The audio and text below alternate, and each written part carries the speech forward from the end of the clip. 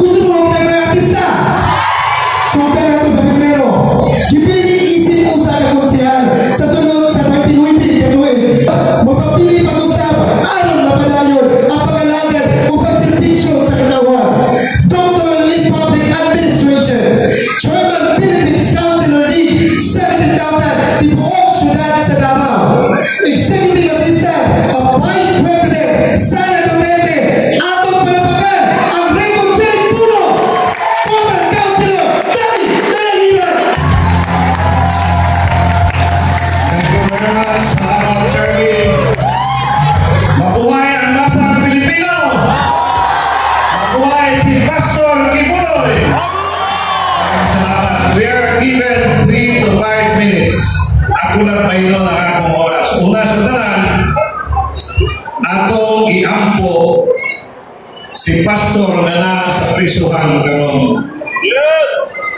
Sooner or later, ili madugay si Pastor magaan o ustisya.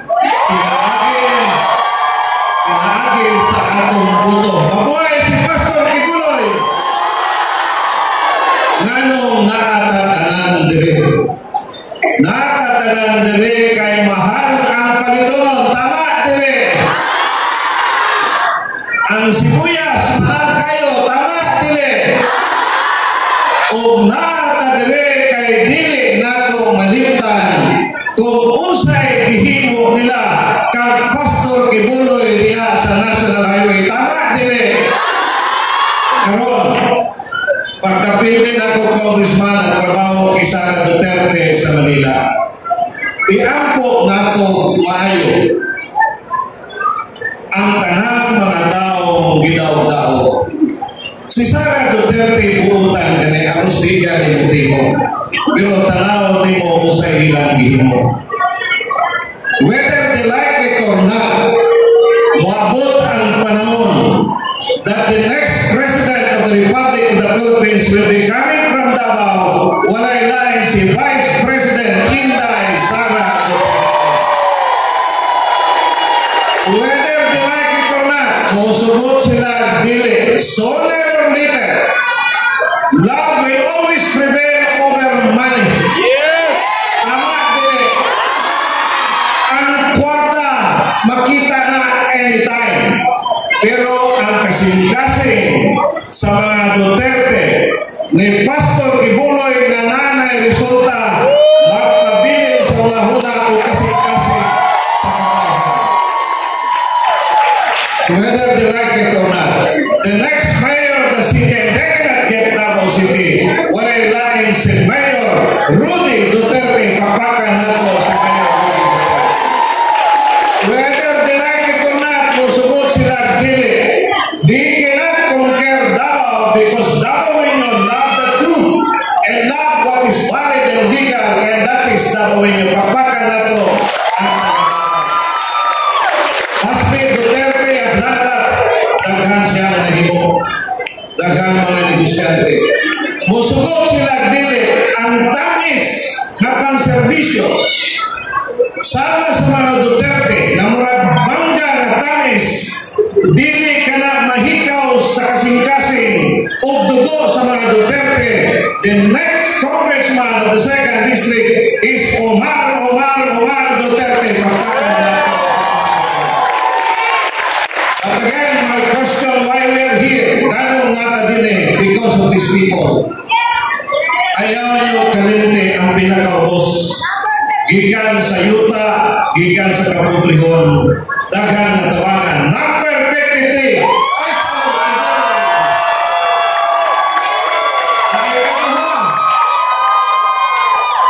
buutan. Kanulay, you know, Sara Duterte never to. Alos di mo. Apan alos pusdakan o puntahan ng pulis. Papakan na to, yan po na to the next president, Sara Duterte. Nagdurita sa kinakatiyaw.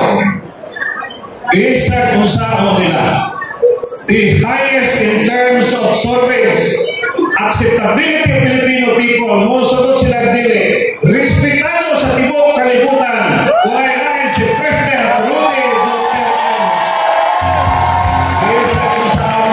di mapagpag because nakita ang akin. Nasa kasignan. You know, money can be seen anytime.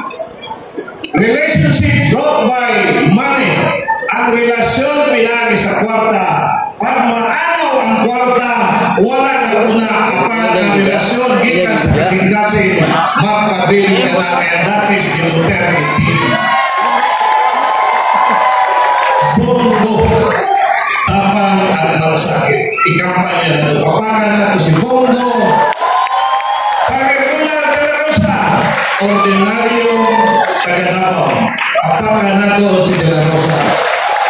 Jimmy Bundok, maayo bata lawyer. Ikampanya na ito si Jimmy Bundok. Papakan na ito. Ang mitabang kang Sara Duterte sa Kongreso. Sa kadaghang mga congressman sa Mindanao, sa tibong Pilipinas, ang nitabang o nibarong, Reverend Lawyer, wala'y lain kundili si Atty. Marcolita. Kinahanda nato si Marcolita sa Senado. He can help a lot, Pastor Ibuloy, he can help a lot the Dutertes. The other one, Atty. Hilo, papakan nato from Ibuloy, Atty. Raul Nambino, and we have Philip Salvador, papakan nato sa Philip. And the other one, another lawyer, very brilliant, kauban nato sa Manila, sa mga tuyo-tuyo. Dating executive assistant, executive officer, ni Marcos, ni Bia at Marcos, wala'y lain si Vic Rodriguez, papakan nato. When we go home, kampanya nato through texting, sharing, dito tayo kumpiyansa. Lisod kayo ang panahon. The election is only once. Wala'y revancing sa election. Tama, dili. Exercise it now. Buhatag yung nindo. Buhatag yung nindo. So sa inyong tanan, do not forget for local. Do not forget the 4D. Duterte for mayor, Duterte for vice mayor, Omar Duterte for congressman, Councilor Dayan Hiran number 14 pagkakonsel sa second district. Daghang salamat po dahil hapon sa inyong. Daghang salamat po kay Councilor Dayan Hiran. O diba, pero pala siya, kita na mga artista, diba, pero ka na Enrico J. Puno, diba, tama nili? O, napay kadua, atong ihatag alam sa katawan, na natin karon sa Puno Pag-asa, Barangay Ila. Usang ka barangay captain sa barangay Kabatian, magpapili alam sa katawan sa atong distrito. Matikon, malagaron, isang barangay Kabatian sa zero good local governance sa tibuok nasod sa Pilipinas. Atong palapakan ang Richard Yap Taguseo, Camilo Tabiles.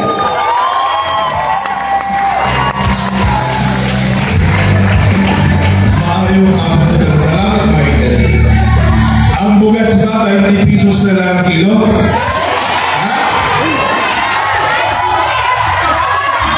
Naloko ba mo? Ay, mga sa tanan, o una sa tanan, magpasalamat ko kay Kapitan Maling, uban ang iyahang mga agawan. Siyempre, si Pastor Apollo Gimuloy, pakakan natin ang magpipituloy. Tungkol sa iyaha na kinatanan nila sa Barangay Ilang. O sa mga kawalan na ako sa Banaw, maayong hapon. Ako ang kapitan karon, kasamtangang kapitan sa Barangay Kabatian. O ino ni Michael, first ever barangay to receive the award of Seal of Good Local Governance from the LLG. Gamay na ang akong istorya. Ang Barangay Kabatian, paglingkod na ako 30 years ago, ang amuang annual budget na alangkapin sa 10 million. Ang sa that time, almost 40 million na. Pero sa kasamtangang panahon, gamay na lang ang distansya ng saksa sa amuhan. 70 million ang saksa, ang Barangay Kabatian, 63 million na. Nagpatunay na grabe yun, paspas kayo ang iyang paglampo ang transformation pod ng amuang Barangay Kabatian. Pero mga kaisunan, kanang bugas, medyo pwede ibaba sa 20 per kilo. Kaya ingon sa mag-uuma, to produce a kilo of palay, it costs them around 19 pesos. Kilo of palay pa lang yan. Pag pinagili mo pa, add-on ka ng 1 peso. So to produce a half kilo of rice, it costs them around 20 pesos per big sack. So, kung saan pa pagbaligyan na. Pero karon daghang mga bugas, tama, libre na. Wa ka na'y bayaran kung ikaw na sa ilaha. Tama? Atin ako, bago ko nagagto dire, nagaging ko isa ka meeting, pulong-pulong sa mga senior citizen. Atras ko, kay Tumod, na dito ang pikas, truck-truck na bugas ang dala. Ako, napulo ka kilo. Kaya gikan man to sa bulsa ako. Sila, ang dalang bugas, gikan sa kwarta natong tanan. Tama? Kung kamo gusto makinabang po sa bugas na ginapanghatag nila o kwarta na ginapanghatag nila, palista na mo. Pero ayaw ninyo ina na kamo mga Duterte. Mapunyamo ta. Tingnan ninyo na supporter nyo. Supporter kayo nila. Aron mo malista o matagaan. Nga naman, kanang kwartahan, partiha giutang pa ng nasod Pilipinas. O kung karon mubayad na ikaw, ako, anak nimo, apo nato, kauban sa pagbayad ng kwartahan. Tama? Gamay na comparison sa social media ko lang din nakita. Panahon ni President Duterte, nakautang ang nasod Pilipinas ng mga around 6.7 trillion pesos. Pero justifiable kay Tumod na ay pandemic, 2 years na ang talang katawan, wala'y ginabuhat na sa bagay lang. Tama? O kailangan ayudahan.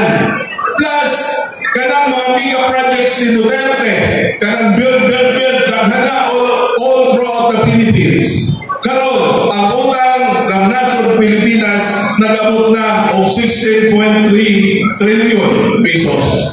Tatanawa ang disparity.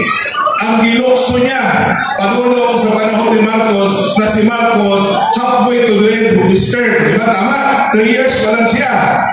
Pero sobrang 10 million ang panahon na panahon niya, nakautang na siya 10 trillion na higit. So, walay pandemic, walay bill, asa gidala ang kwarta sa ayuda. Maayong na kung ang ayuda, tanan, hatagan. Basin ka ng ayuda na magabot sa tuwa, diri lang na, kaya naghanana diri. Tama? Dito ka sa mga politiko nga kaalyado nila na kanto ang kwartahan. Kanang kwartahan. So, gusto ba nato na magpadayon ang inyong aling sitwasyon? Hindi! Usaon ba nato? Usaon ang atong pwedeng mahimo ng mga kumong tao lang. Pinaagi sa atong mga buto. Si Inday Sara na ng impeachment, ginipasa na sa Senado. O ingon, Senator Escudero, tayo na, kay i-postpone ni Escudero, dili tuloy-tuloy. Ingon ni Escudero, after the midterm election sa kapalang pagkatukion, ang trial ni Vice President Inday Sara Duterte. Nga importante man, nga ganing mga tawhana mo ay atong butuhan. Tungod proteksyon ni Vice President Inday Sara Duterte. Kaya ang mga senador, mga lingkod as impeachment judges, sila ang magahukom kay Vice President Inday Sara Duterte. Karon, kung ang kadaghanan niya na mabutuhan nato taga-Pikas, sigurado lampot magka-Vice President ang ato ang mahal na si Vice President Inday. Di na mo sugot, di ba? So, tinatanan ba? At pinipilaban senatorial candidates na tanan? Daghang kayo salamat po. Ayaw doon kalite. Ganang number 53. Pastor Apollo Gumuloy. Pagka-mayor, former President Rodrigo Roa Duterte. Pagka-vice mayor, ang ito ang kasamtaang mayor, Basti Duterte.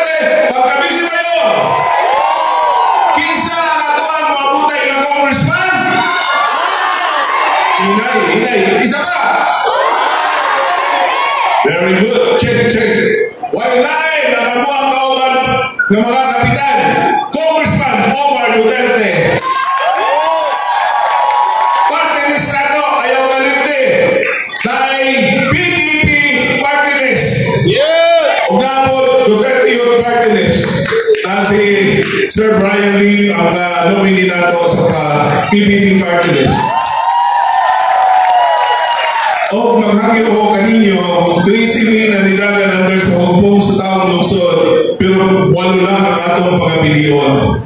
Gihapon na sa 8, isingit nyo tagay kong inyong islat mga kaigsuunan. Isingit nyo ako sa 8 na inyong pagabilion. Number 7 sa Kaluta, Kapitan Nilo Abilis, pagkakusihan, Distrito 2 sa atuang nakayan sa tao. Salamat! Ayaw ako magkanan at ugat Bilyong Lore.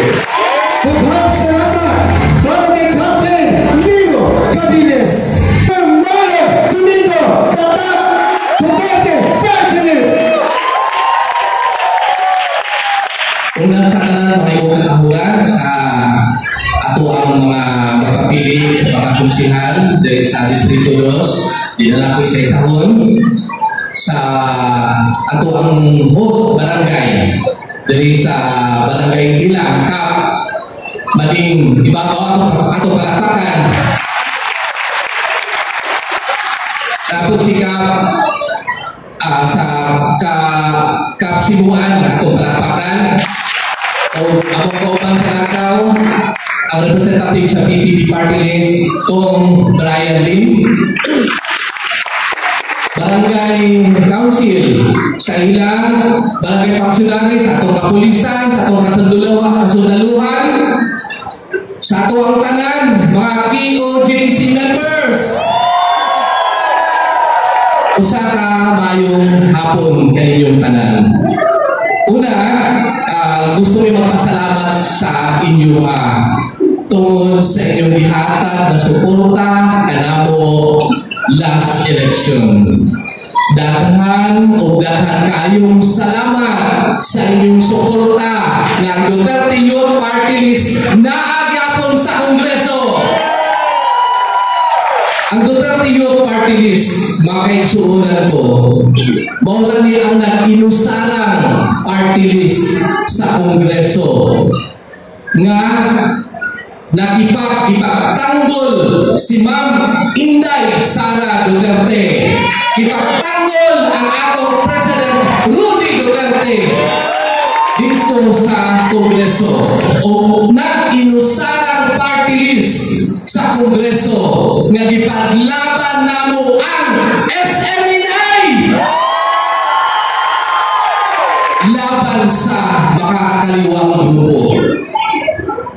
So mga kaigsuunan ko, ani-ano sa kami karon, nagahangyo, kinasingkasing kaninyo atong ipadayon ang atong suporta ngadto sa pamilyang Duterte. Tabangin ninyo, suportahin ninyo karon umabot ng Mayo 12, numero 5 sa atong baluta, Duterte Youth Party List.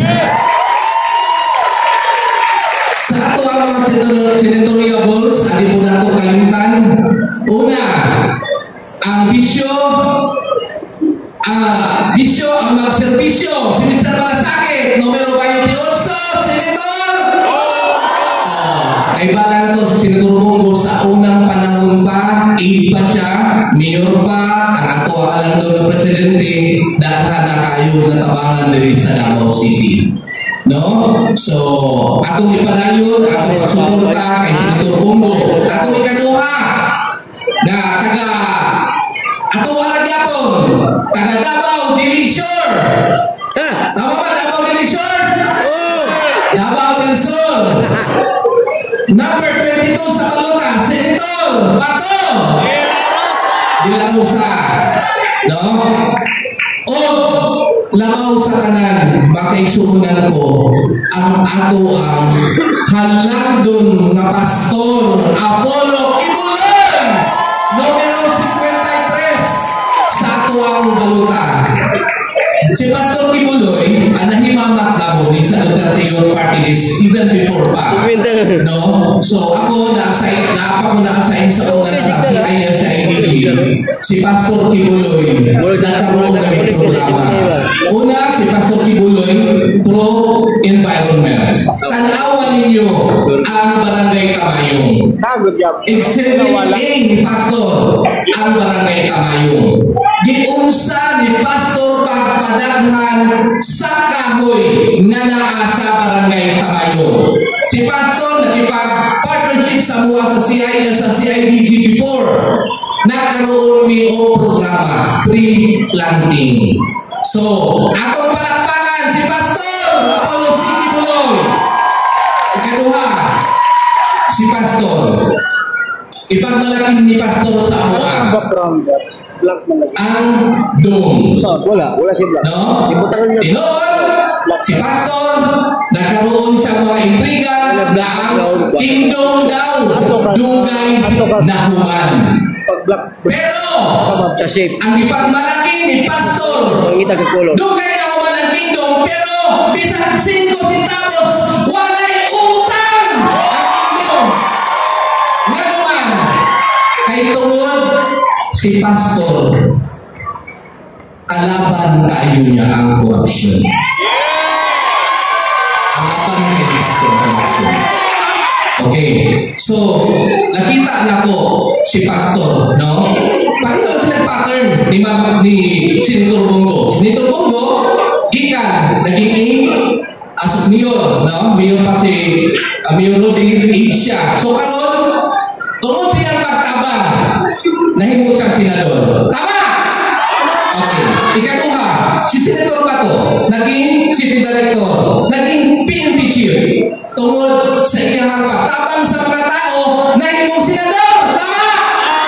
Okay. So wala yung rason nga nung dili nato panaugon si Pastor Kibuloy. Si Pastor Kibuloy. Nakita ninyo, hitabang siya sa mga tao sa Barangay Kamayong. Ikaduha, na siya Children's Joy Foundation.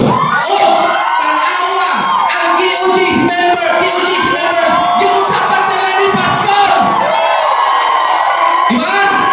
So, atong tabangan si Pastor, mga kaigsuunan ko, walay lain tumong si Pastor Kibuloy, kundi kaayuhan nato tanan. Kaayuhan nato tanan mga Pilipino.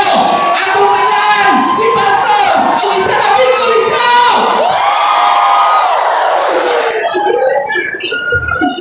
Unsa pa man nakaako ikasulti kay Pastor.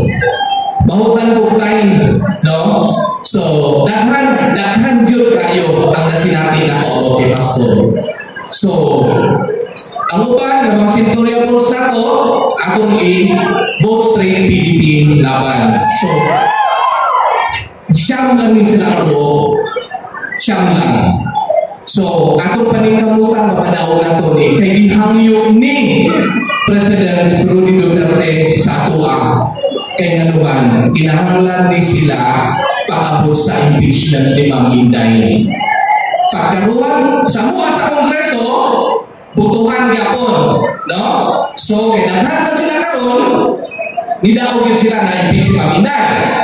Karon, naana sa Senado, pag majority gapon ang ilang numbers, ilang grupo, naging possibility ma-impeach si Ma'am Inday. Pero sa ikuhato na to, magkahiusa kitang tanan, iboto na to, straight PDP, laban! No? Para kay Ma'am Inday o sa hangyupod ni Pangulong Duterte. Mabuhay!